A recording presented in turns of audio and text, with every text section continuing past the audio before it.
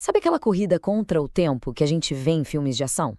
Pois é, na medicina poucas situações são tão literais quanto a primeira hora de um AVC. O que acontece nesses 60 minutos pode literalmente definir o futuro de uma pessoa. E a grande pergunta é essa, né? O que acontece assim que o relógio da emergência começa a correr? Existe todo um protocolo, um passo a passo que guia cada decisão, e é por dentro dele que a gente vai mergulhar agora. Ok, vamos começar pelo básico do básico. O que é um AVC? A melhor forma de pensar é como um ataque cerebral. É quando, por algum motivo, o sangue para de chegar numa parte do cérebro. Agora, por que isso acontece? Essa é a pergunta de US$ 1 milhão para a equipe de emergência. E essa pergunta se resume a duas possibilidades principais. É um bloqueio ou é um sangramento? Pensa num cano. No AVC isquêmico, algo entupiu esse cano, geralmente um coágulo. Já no hemorrágico, o cano estourou e o sangue vazou. E olha, tratar um achando que é o outro é desastroso. Por isso, a missão número 1 é descobrir o cano entupiu ou estourou. E para descobrir isso, a missão numa unidade de pronto atendimento, a UPA, é super clara. São 4 ações: reconhecer, estabilizar, diagnosticar e transferir. Percebe que tratar com medicamentos específicos não está aí? Pois é, o foco total é deixar o paciente pronto, redondinho, para ser transferido para o hospital especializado. É uma preparação em altíssima velocidade. Beleza. Então, vamos entrar na primeira fase dessa resposta de emergência. E o curioso é que antes de qualquer máquina, qualquer exame sofisticado, a coisa mais importante de todas é uma pergunta. Essa é a frase-chave. Última vez visto bem. É a primeira coisa que a equipe vai perguntar para a família, para o acompanhante. A que horas essa pessoa estava normal pela última vez? A resposta, gente, define tudo. É ela que diz se o paciente ainda tem chance de receber os tratamentos mais potentes. O cronômetro oficial começa aí. E o motivo é esse aqui. A resposta para aquela pergunta coloca o paciente num ponto exato dessa linha do tempo. E como dá para ver, a cada hora que passa, a janela de oportunidade para agir vai se fechando, se fechando. Não é à toa que o ditado na emergência é: tempo é cérebro. Cada minuto conta para salvar neurônios. Ok, com o relógio correndo, a equipe parte para a ação imediata. O objetivo agora é estabilizar o paciente e, ao mesmo tempo, coletar as primeiras pistas vitais sobre o que está acontecendo. Eles seguem um checklist mental, o famoso ABCDE.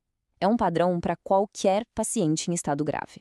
É uma forma rápida e sistemática de garantir que o básico para a pessoa continuar viva está funcionando. A pessoa está respirando, o coração está batendo. Só depois de checar isso é que se avança.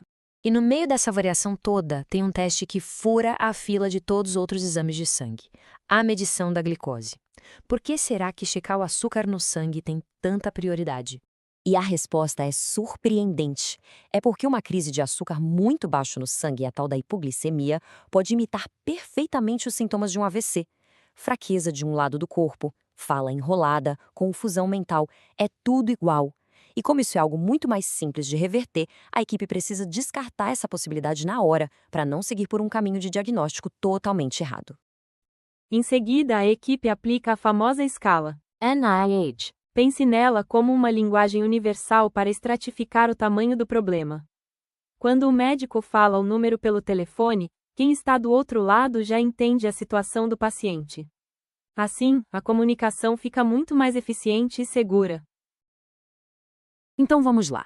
A equipe já sabe a hora em que tudo começou, o paciente está estabilizado e a gravidade já foi medida. Todos esses passos constroem o caminho para um único momento, o exame que vai, de fato, decidir o jogo. E esse exame é a tomografia computadorizada do cérebro. Esse é o objetivo número 1.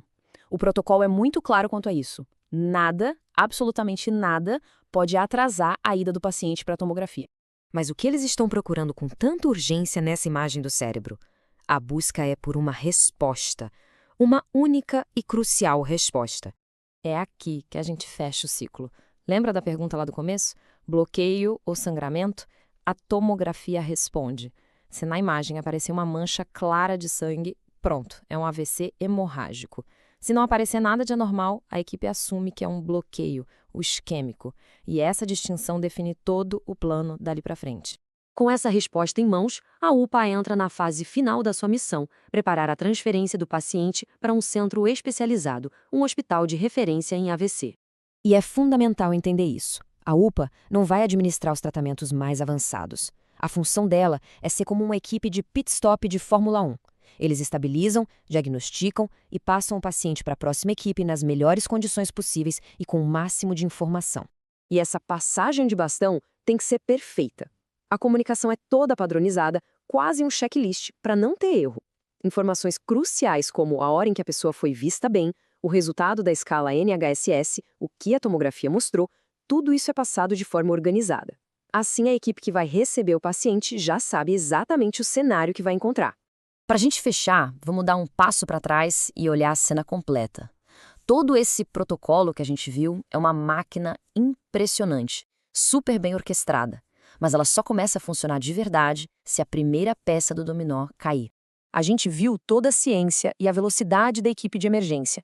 É incrível, mas toda essa engrenagem gigantesca depende de uma ação que acontece antes de tudo isso, antes mesmo do paciente pisar no hospital.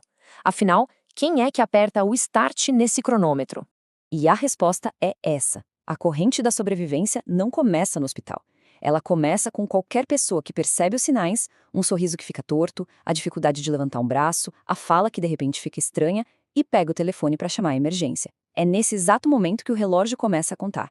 O protocolo é uma ferramenta poderosa, mas ele só pode salvar vidas se esse primeiro passo, o mais fundamental de todos, for dado.